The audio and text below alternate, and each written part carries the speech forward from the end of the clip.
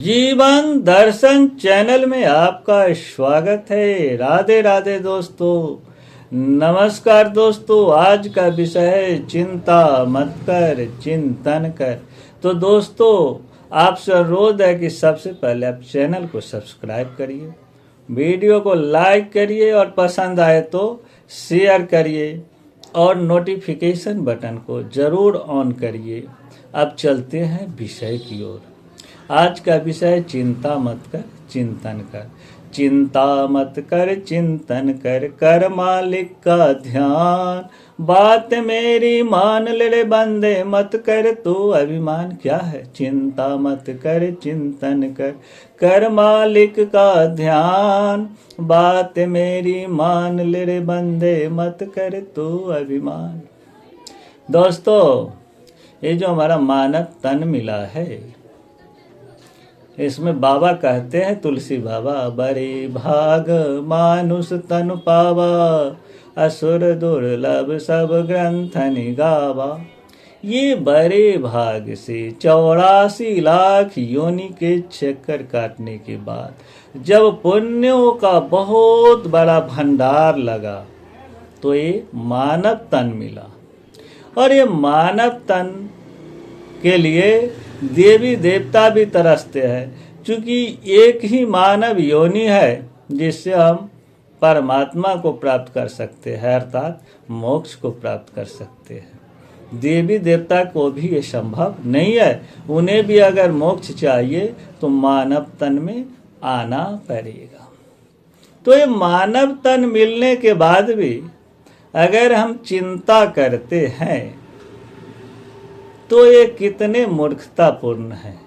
ये असल में मानव तन हमें 2 चीज के लिए मिला है। चिंतन, चिंतन किसका?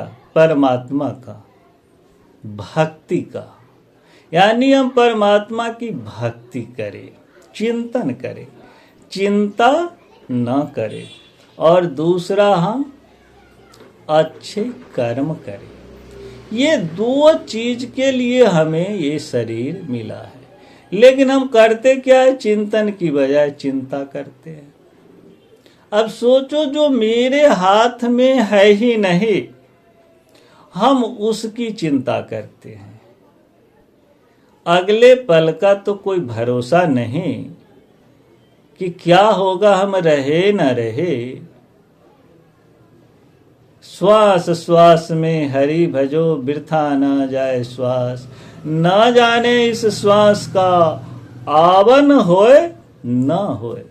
क्या है? न जाने इस श्वास का आवन होए न होए। ये जो एक बार श्वास निकलती है, ये दोबारा आएगा कि नहीं आएगा, इसकी भी कोई गारंटी नहीं है। तो हमें क्या करना है? श्वास श्वास में हरि भजो, वृथा न जाए श्वास। हर श्वास में हमें हरि भजना है, वृथा बेकार एक भी ना जाए। हम नहीं जानते, ना जाने इस श्वास का आवन होए न होए। तो दोस्तों, इसी का नाम है चिंतन। यानी हम हर क्षण हर पल भगवान का चिंतन करें, न कि चिंता करें। जब मेरे हाथ में कुछ है ही नहीं, मैं कितना दिन जिंदा रहूंगा इसकी कोई भरोसा नहीं। मेरे आगे औलाद होगा नहीं होगा इसकी गारंटी नहीं। औलाद होगा, बेटा होगा, बेटी होगा, ये भी हमारे हाथ में नहीं है। वो हो जाएगा, लायक होगा, नालायक होगा, ये भी हमारे हाथ में नहीं है। लेकिन हम चिंता किसकी करते हैं? कि हम आने वाले पीढ़ी का, कि उसका समय कैसे कटेगा, हमारे बेटे का जीवन कैसे कटेगा। बेटे हो गया तो पोता की चिंता करोगे, उसके बाद आने वाले जनरेशन का। जबकि हाथ में कुछ भी नहीं है कि आगे क्या होगा, फिर भी हम चिंता करते हैं। तो दोस्तों, चिंता न करें, चिंतन करें। चिंतन का अर्थ है हम परमात्मा के बारे में सोचें, परमात्मा के बारे में बात करें, परमात्मा के बारे में ध्यान करें। और चूंकि हम इस संसार में है तो ये शरीर संसार का है, ये पंच तत्व का बना हुआ है जिसे माया कहते हैं। तो इससे हम सांसारिक कर्म करें। परमात्मा को क्या चाहिए? धन चाहिए? नहीं। क्या धन दोगे? जो 84 लाख योनि में सबको धन देता है, सबको पालन पोषण करते हैं, उसको धन दोगे? अजगर करे न चाकरी, पंछी करे न काम, सबके दाता देने वाले सीताराम। क्या धन से परमात्मा को खुश कर लोगे? नहीं। ये तन से खुश कर लोगे? नहीं। ये तन तो परमात्मा का दिया हुआ है। आज हमारी हाथ पैर आंख कान नाक जीभ सारे अंग सही है। जिस दिन परमात्मा चाहेगा इसमें से एक एक अंग ले लेगा। ये शरीर भी नहीं है, एक किराए का घर है। एक न एक दिन जाना पड़ेगा। जब मौत की बुलावा आएगा तो घर से निकलना पड़ेगा। ये भी परमात्मा को नहीं चाहिए। परमात्मा को चाहिए मन। मन चाहिए। हम परमात्मा को क्या अर्पण करें? मन अर्पण करें। मन को जीते, मन को संसार से हटा के हम परमात्मा में लगाए। तो मन किसको दे? परमात्मा को। और तन किसको दो? संसार को। चूंकि इस चीज को समझने के लिए आपको समझना होगा, परमात्मा, आत्मा, माया, ये जो आत्मा है ये परमात्मा का अंश है। तो परमात्मा को आत्मा धारण कर सकता है, ये शरीर धारण नहीं कर सकता है। शरीर जब भी धारण करेगा तो माया को ही धारण करेगा। इसलिए इस शरीर से संसारिक काम करेंगे। संसार एक माया है। ब्रह्म सत्य, जगत मिथ्या। सत्य तो ब्रह्म है और आत्मा भी सत्य है। गीता में भगवान कृष्ण कहते हैं आत्मा अजर है, अमर है, अविनाशी है। तो ऐसे ही परमात्मा अविनाशी है। अर्थात क्या है? आत्मा परमात्मा का अंश है। तो हम आत्मा से परमात्मा को धारण करेंगे। यानी मन हम हर क्षण परमात्मा में लगा दें। क्योंकि दोस्तों ये जो मन है यही सभी चीजों का कारण है। उपनिषद में कहा गया है मन एव मनुष्याणां कारण बंधयो मोक्षयो। ये जो मन है यही बंधन और कारण का मोक्ष है। मन के हारे हार है, मन के जीते जीत। गीता में भगवान कृष्ण कहते हैं। तो दोस्तों मन को परमात्मा में अर्पित कर दो। इसे ही चिंतन कहते हैं। तो कहता है चिंता मत कर, चिंतन कर मालिक का ध्यान। हमें उस मालिक का ध्यान करना है। बात ये मेरी मान ले रे बंदे, मत कर तू अभिमान। मैं दोस्तों आपसे कहता हूँ कि मेरी बात मानिए, आप चिंतन करिए परमात्मा का। अभिमान करने से हमारा विनाश हो जाएगा। तो जिसके कर्म अच्छे है उसका किस्मत साथी है। मन अगर साफ है तो घर में मथुरा काशी है। बड़ा सुंदर चीज बता रहा हूं आपको। कर्म अगर सुंदर है तो किस्मत हमारे साथी है। और मन अगर साफ है तो घर में मथुरा काशी है। तो दोस्तों अगर हमारा कर्म अच्छा होगा तो परमात्मा हमारा साथ देंगे। तो इसीलिए कहा गया कि कर्म हमारे अच्छे है तो किस्मत हमारा साथी है। तो किस्मत मेरा अच्छा होगा। अब मन अगर हमारा साफ है तो घर में मथुरा काशी है। ये मन अगर मन लेके आप मथुरा काशी भी जाओगे और मन साफ नहीं है तो कोई पुण्य नहीं मिलेगा। आज के संसार में लोग दिखावा करते हैं, कहते मन तेरा अर्पण, धन तेरा अर्पण, सब कुछ परमात्मा तेरा अर्पण। लेकिन जब मैं वृंदावन जाता हूँ, जब हरिद्वार जाते हैं, तो हम लोग का 2 ही दिन में मन उग जाता है। फिर घर की याद आती है, गृहस्थी कैसे चलेगी, नौकरी कैसे चलेगी, व्यापार कैसे चलेगी।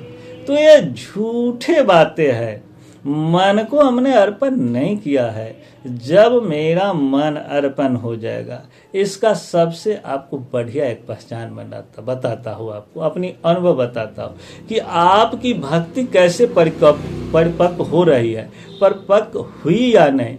इसको जानने के लिए एक ही सबसे बढ़िया तरीका कि जब आपका मन संसार से हटके परमात्मा में लग जाए तो समझ लो आप परमात्मा की ओर बढ़ रहे हैं, आपकी भक्ति परिपक्व हो रही है। यानी हमें किसी का ध्यान ना आवे, संसार के जितने नाते रिश्तेदार हैं, हमें ध्यान जब भी आवे परमात्मा का। है नहीं कि सोते उठते फलाने को फोन करना है, ये करना है, उससे बात करना है, उसके यहाँ जाना है। इसका मतलब है कि आपका मन संसार में लगा है। मैं ये नहीं कहता कि आप संसार से रिश्ते तोड़ लीजिए, मन को परमात्मा में लगाइए, शरीर को संसार में। अगर कोई आ गया रिश्तेदार तो बहुत अभिवादन बढ़िया करिए, स्वागत करिए, आदर सत्कार करिए, जितनी हो सके मदद करिए, लेकिन मन हमेशा आपको परमात्मा में लगी रहनी चाहिए। क्योंकि जिसका मन जिसमें लगा रहता है वही चीज बार बार याद आता है। तो जब परमात्मा आपको याद आवे तो समझ लेना कि आपकी भक्ति आगे की ओर चल पड़ी है। और गीता में भगवान कहते हैं कि तू एक कदम चलेगा तो मैं 10 कदम चलूंगा। हम एक कदम अगर परमात्मा की ओर चलते हैं तो भगवान 10 कदम हमारी ओर आते हैं। और बहुत ही जल्दी जैसे ही मेरा मन साफ होगा वैसे ही परमात्मा हमारे सामने में प्रकट हो जाएंगे। तभी तो तुलसी बाबा कहते हैं कि अतिशय प्रीत देख रघुवीरा, प्रगटे हृदय हरन भव भीरा। जब परमात्मा से मेरा अतिशय प्रेम हो जाएगा तो परमात्मा हमारे हृदय में प्रकट हो जाएंगे, हमें परमात्मा का दर्शन हो जाएगा और हमारे अंदर जितने भी कष्ट है वो हरन भव भीरा। इसी लेके परमात्मा में मन लगाओ, अर्थात परमात्मा से इतनी प्रेम करो, इतनी प्रेम करो कि परमात्मा आपके हृदय में प्रकट हो। हमारे परमात्मा तो हृदय में भी प्रकट होते हैं, क्योंकि भगवान तो हमारे अंदर है ही और बाहर भी प्रकट होते हैं। सूरदास जी के साथ तो हमारे कन्हैया खेलते थे, भजन सुनते थे। तुलसीदास जी से चंदन लगवाए कि नहीं? तुलसीदास चंदन किसे तिलक करे रघुवीर। रामकृष्ण परमहंस के साथ माता काली वैसे ही बैठती थी जैसे हम आप आमने सामने में बैठ के बातें करते हैं।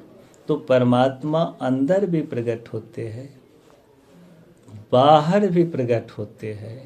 और परमात्मा को प्रकट करने का एक ही चीज है, वो है अतिशय प्रेम। अतिशय प्रेम, चिंतन, भक्ति, ये सारी चीज एक ही चीज है। क्योंकि पहला स्टेप होता है चिंतन। जब हम चिंतन करेंगे तो भक्ति में मेरा मन लगेगा, और जब हम भक्ति करेंगे तो परमात्मा के प्रति मेरा प्यार बढ़ेगा।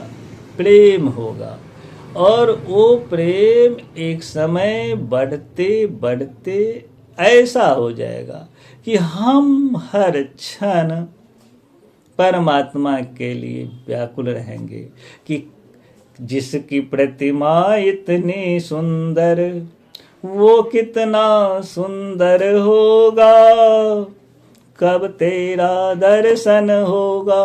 सुतते उठते हमारे ध्यान में ही आएगा, क्या आएगा? जिसकी प्रतिमा इतनी सुंदर वो कितना सुंदर होगा, कब तेरा दर्शन होगा। और जब परमात्मा का दर्शन हो गया तो बाकी क्या रह गया? सो जानत जहि देहु जनाई, अजानत तुम ही हो जाई। जब परमात्मा का दर्शन किसे होता है? जिसको जनाना चाहते हैं। सो जानत जहि देहु जनाई, अजानत तुम ही हो जाई। परमात्मा को जान लोगे तो परमात्मा ही हो जाओगे। इस संसार में रहते हुए भी आपकी आत्मा परमात्मा में लग जाएगा। ये है चिंतन। तो दोस्तों, आप चिंतन करिए, चिंता मत करिए। और शाम को लगभग 8:30 से 9 बजे के बीच में हमारा 1 घंटे का लाइव प्रोग्राम होता है सत्संग। उसमें भी आप लोग जुड़िए। अच्छी अच्छी हम बातें करते हैं, आपके जिज्ञासा को भी शांत करते हैं, प्रश्नों का उत्तर देते हैं, आपका भी अनुभव समझते हैं। तो शाम के शाम सत्संग में भी जुड़िए। ये जीवन बड़ा अनमोल है, इसे मत गमाओ। ठीक है, ये जीवन तेरा अनमोल है, यूं ही नहीं गवाओ। तेरा मंजिल किस ओर है? परमात्मा की ओर है। तो राधे राधे दोस्तों, नमस्कार दोस्तों। फिर मिलते हैं अगले वीडियो में। आप सबसे फिर एक बार अनुरोध है कि चैनल को सब्सक्राइब करिए, वीडियो को लाइक करिए। राधे राधे दोस्तों, नमस्कार दोस्तों।